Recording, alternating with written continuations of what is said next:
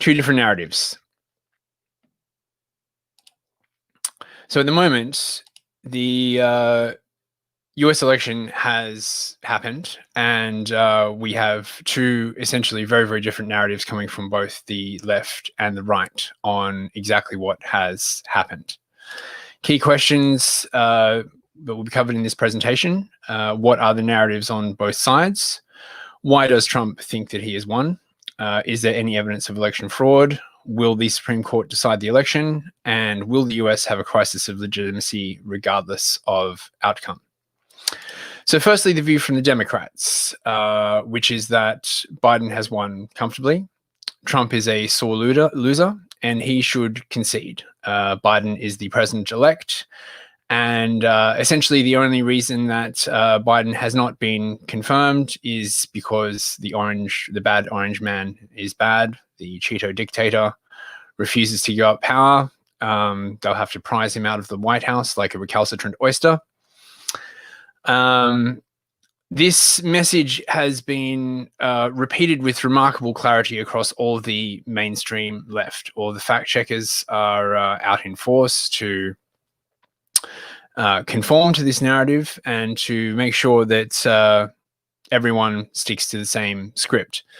This is possibly the most blatantly partisan time in US politics that I can certainly remember, even more so than 2016 or any other period. As you can see on this map, according to the Democrats, Biden, this is from the New York Times, Biden has won by 306 electoral votes to Trump's 232. Yay, yay, orange man, so bad, he deserved to fall, and now that he has been removed, the healing can begin. And the Truth and Reconciliation Commissions and the drawing up of lists and the rounding up of people, which is some very, very creepy language indeed. The view from the Republicans is that, and this is the more accurate view, realistically speaking, is that there are a number of legal challenges in a bunch of different states. Biden has not been confirmed because he hasn't. The confirmation will only take place after the Electoral College has signed off on it. And for that to happen, all legal disputes in disputed states have to be finished and resolved. And at the moment, as far as I'm aware, there are legal challenges going on in Wisconsin, Michigan, Pennsylvania, and Georgia, and possibly Arizona. I'm not sure. Trump has alleged widespread fraud and impropriety in this election, and is bringing a number of suits with the aim of taking the electoral decision to the Supreme Court, although he may not have to actually bring it that far. Breaking news, which I did not manage to get into this presentation, is that he has reassigned a number of justices to the circuit Supreme Courts, which cover a number of states. I think there are 7 circuits covering the whole country. And these justices are mainly Republican Supreme Court justices, such as Amy Coney Barrett, Clarence Thomas, Samuel Alito, etc.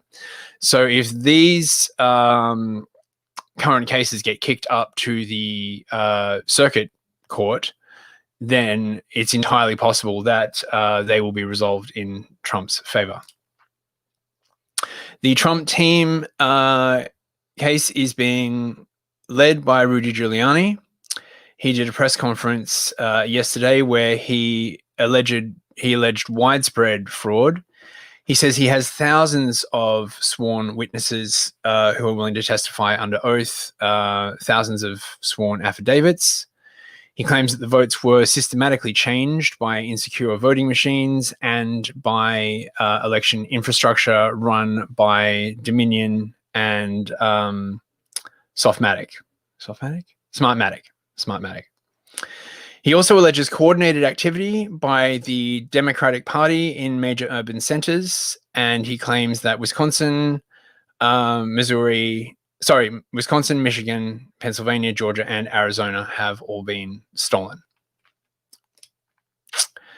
The mainstream media on the left is heavily rejecting these fraud claims. They claim that all of Trump's assertions are baseless, again, that he is just a sore loser, and that all allegations of fraud are a conspiracy theory by crazy QAnon people designed to complicate the transition for Biden.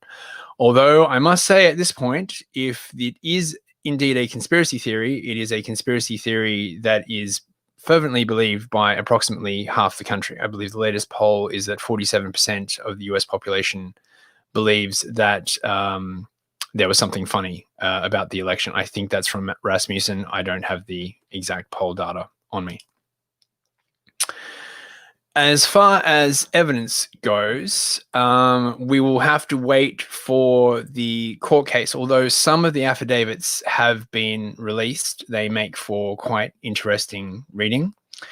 There are also a number of data scientists who have raised some serious questions about statistical anomalies in the election, and other data scientists that believe that they have discovered serious anomalies in the live New York Times data that was streamed live on election night. And since it's public, anyone can look through it. The claim is that Smartmatic essentially does a sort of salami slicing thing to gradually flip votes between two candidates to favor the candidate that you want to win. And usually this is done very, very subtly, so that nobody notices, with the aim of giving the winning candidate at least a 3% lead by the end of the election, 3% apparently being a good enough margin so that everyone will be satisfied and there will be no serious disruption afterwards. There have also been other cases, particularly in Wayne County in Detroit, has apparently refused to certify. Now, this is quite a complicated story. Supposedly the Board of Canvassers in Wayne County, who are literally only there to sign off that the numbers all match. It is composed of 2 Democrats and 2 Republicans. And the 2 Republicans refused to certify because the numbers did not match. They were then threatened by the Democrats and doxxed, and a lot of sort of very sort of mafioso style threats were made on a Zoom call that has since been leaked and is now public. And they then said, okay, well, we will certify as long as you agree to a independent audit. And the Democrats are like, yep, fine. So they signed. And then the Democrats turned around and said, no, we're not going to do the audit. So the 2 Republican canvassers have signed an affidavit saying that they withdraw their certification and that the certification was done under false promises and duress. I believe this now kicks the problem up to the state canvassers board. Exactly how they're going to go on this, I'm not sure, although my understanding is that it's Republican controlled.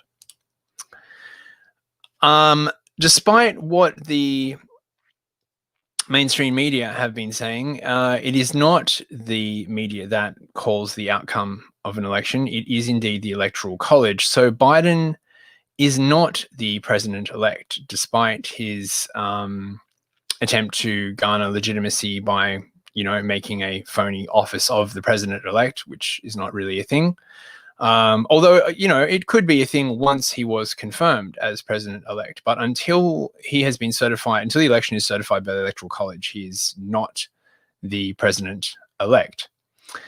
Audits and recounts have been called in a number of states, and the current environment is extremely confusing. Not only is this story quite fast-moving, but due to the intense propaganda war surrounding this election and the massive gulf between both sides and their sort of real inability to meet in the middle, again, you have two essentially different and completely separate narratives. And which of these narratives is true is really going to have to be decided in a court of law. Which brings me on to the last point. Will the Supreme Court decide the outcome? Well, that's that's an interesting question, and I think it is highly likely.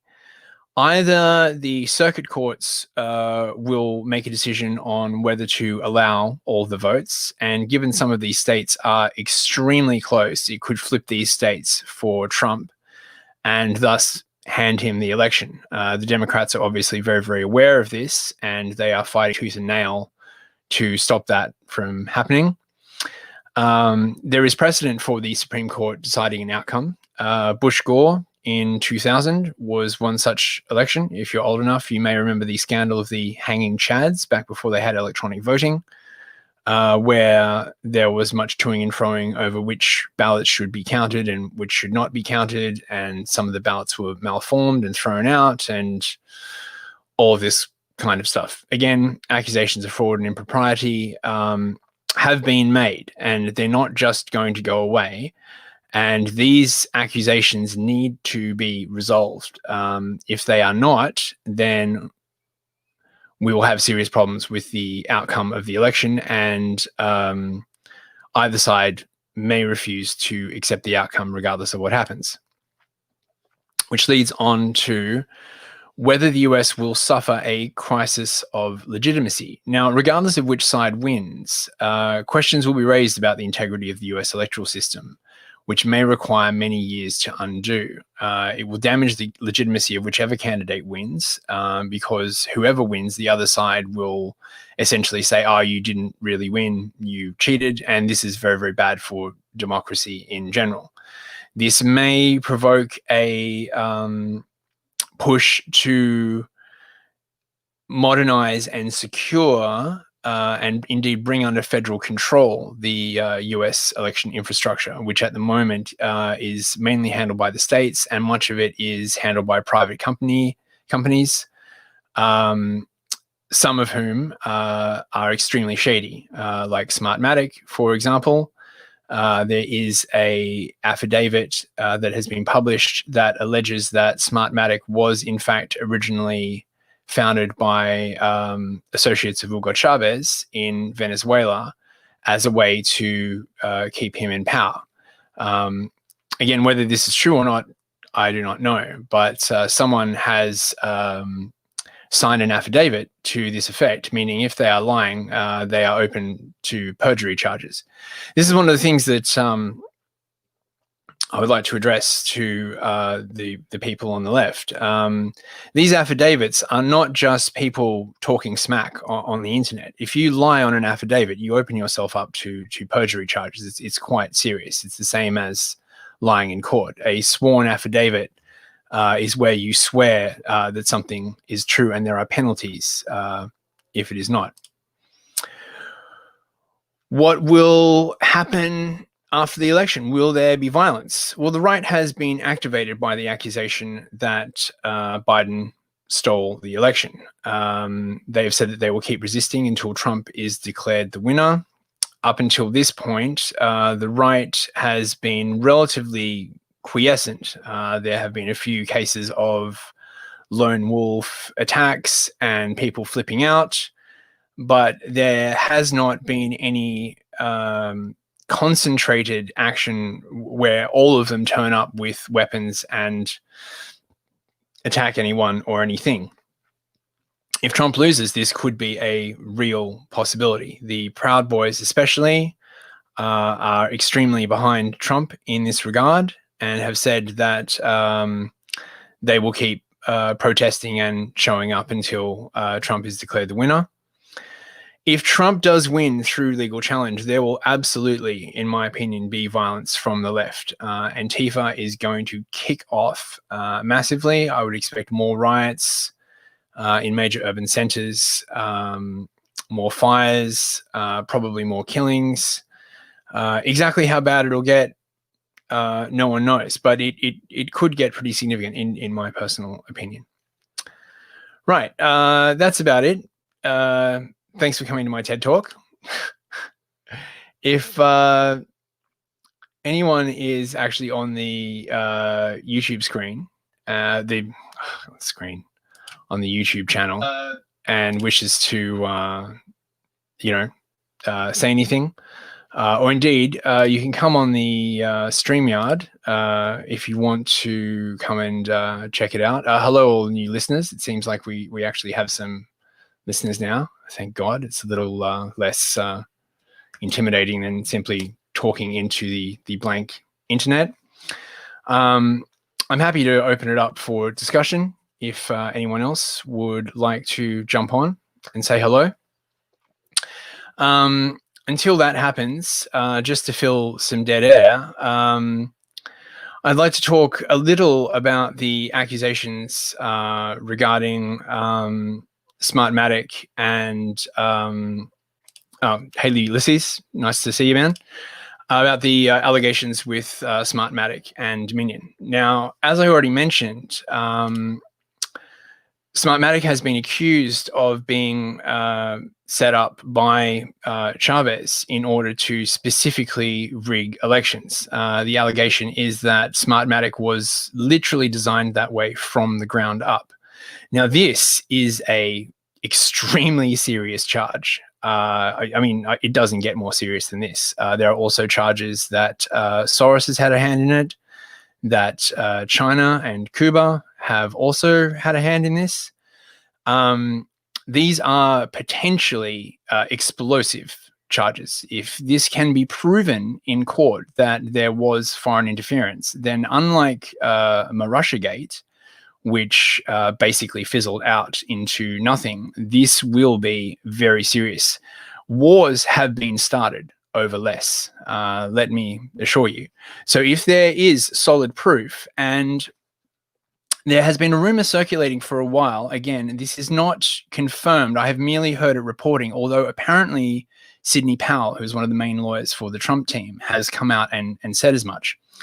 The allegation is that the votes being counted in the US were being sent out of the country by Dominion to a company called Skytel, SYCTL, which is a Portuguese company that had servers in Frankfurt, Germany.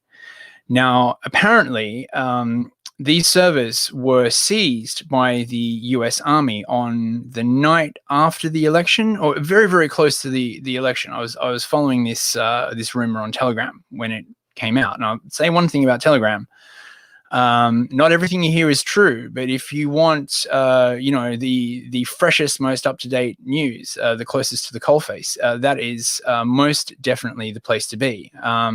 Shout out to Alex Sangmore and his excellent election fraud channel. Big ups, guys. There are a lot of excellent people and so much good information on there. Highly recommend it. Now, if this is true and the vote alteration was being done remotely, in other words, this is some kind of man-in-the-middle attack. So instead of the vote count being sent from the individual counties, where they then get sent on to places where they're aggregated and counted. If instead, right, that data was being sent out of the country to a foreign server where it was being manipulated and then sent back, then not only is this an incredible breach of security, but if the army does indeed have those servers, then it should be able to analyze every single bit of traffic that came in and out of those servers, meaning that there will be a full and complete trail of every single vote that was changed. Now, that is pretty much incontrovertible proof. So again, big if true. It's hard to say whether it is true, but if it is very, very big. Trump has already made assertions to the effect that, hey, James, thanks for listening. It's good to see you all. Hey, Vizzy. He has made accusations that he won comfortably, and I think somewhere in the region, I think the number of 7 million or something votes need to be thrown out or have been switched in his favor. Again, big if true. This will be the kind of thing that will be going to court. I believe this is all going to kick off on Monday. Another interesting thing to note is that despite the mainstream media saying that the cases being brought by Trump have been quote unquote dropping like flies, according to Giuliani, and honestly, he would be the guy to know. He is the head of Trump's legal team. He says that these cases were mainly brought by private citizens. They weren't brought by the government. And most of these were actually properly dismissed for lack of standing. I presume that's a legal term. I don't know exactly what that means. Possibly lack of jurisdiction or something like that. Now, this would make a certain amount of sense because these cases were dismissed very, very quickly. And based on what I've read, they weren't very, very well put together. Indeed, there were a bunch of articles in places like the New York Times and Washington Post crowing about how badly prepared these legal cases was. You know, bad orange Cheeto man can't even organize a lawsuit. Yeah, I don't freaking believe that. I mean, if you have seen the press conference with Giuliani and Sidney Powell especially looks like a very, very competent lawyer. I've known a few lawyers in my time, and when they get that fucking look in their eye, like Sidney Powell has, they have fucking evidence. They do not get that look in their eye unless they know they have shit to back up what it is they are saying. So apparently these new cases, Giuliani says that they have only 3 going at the moment. And Giuliani also says that they have not actually presented any evidence yet, which would make a certain amount of sense because this evidence is likely to be explosive. I think disposing of all of these other court cases first is probably a good move. It will provide less distraction. And once all of the petty cases have been dismissed, there will only be the 3, possibly 4 major suits left in court. The question will be then, what will the mainstream media actually do? Will they pretend that the cases don't exist? That is going to be hard. At some point, reality is going to have to break in.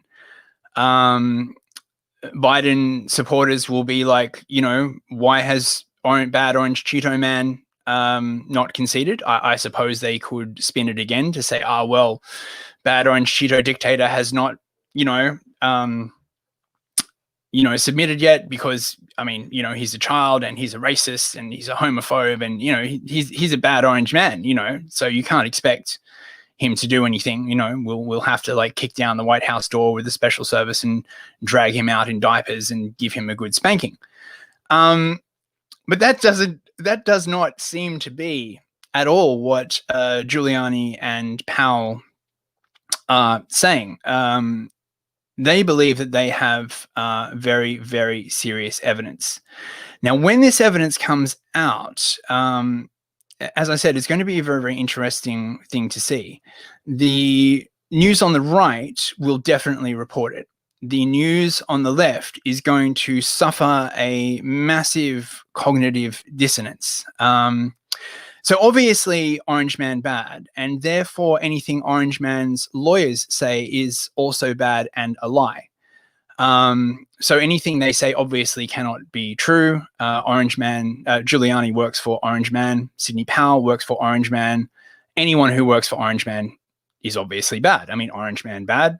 Anyone who works for Orange Man bad. I mean, it's very, very simple. But at some point, the proof is going to come out. Now, exactly what will happen when this happens, I honestly don't know. I would expect my prediction would be that they will ramp up the coronavirus restrictions to distract people from the story. But this may actually have the opposite effect. If everyone's like, you know, stuck at home with nothing to do but go on the internet and watch YouTube, this may actually work against them. I would also expect Antifa to start rioting again. I would generally expect more of the sort of climate of fear and intimidation to kick up much more in the forlorn hope that the left can somehow stop this train from derailing if they just call enough people racist. Now, I personally think that this way of shutting people down is actually beginning to reach the end of its lifespan. Thank Christ. I, for one, cannot wait until simply calling someone a racist is no longer deemed a good reason to stop listening to what they're saying, and people actually have to go back to countering your facts with other facts. It's really just a very, very lazy way of saying, you know, I don't want to listen to you because I don't agree with your ideas, even if your ideas have some merit. And you see this particularly applied to people. I mean, sometimes it's warranted, but even Alex Jones was right about Epstein. Even a stopped clock is right twice a day. To simply dismiss a source because you do not agree with its ideological backing is, it's not good. You could say it's a symptom of the post-truth era at the moment. With so much information everywhere, people don't really know which information to believe, and thus people fall back onto a sort of ideological or tribal way of looking at things. My side thinks this, therefore I will support information that supports my side. And you wind up in an echo chamber. It can be very, very hard to escape. Although it seems to me at the moment that the left's echo chamber is tighter than the right, but the right also have their own echo chamber, obviously. I mean, everyone's living in their own little echo chamber at the moment. Right, so that's about it. Does anyone have any questions at all? We have like 10, 11 people watching now. Hey, everyone. This has just been a short presentation. People are starting to drop off. Okay, well, thank you very much for coming. I really, really appreciate everyone who showed up. I'll be posting this around. Thank you all, and have a good night.